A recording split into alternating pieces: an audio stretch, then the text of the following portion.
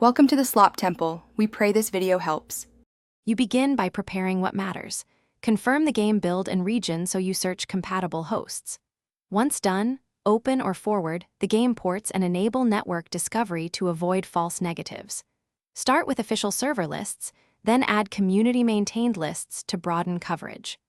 Run a passive scan first to gather server announcements without triggering bans.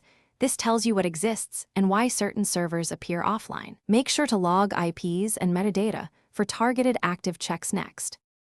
You now escalate to active discovery carefully. Perform banner grabs over UDP and TCP to capture version strings and server status. This explains compatibility and mods. Then run targeted port sweeps on promising IP ranges, but rate limit probes so you don't trip protections. Cross-check DNS SRV records and any master server endpoints mentioned in game configuration. These often point to live shards.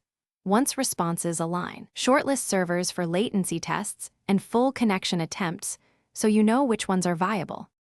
You finish by validating candidate servers with a full handshake and short play session to confirm persistence and acceptable ping.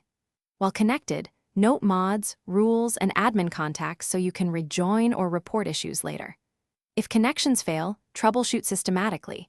Verify your NAT type and firewall, confirm your IP isn't blocked, and watch for server-side rate limits or temporary bans.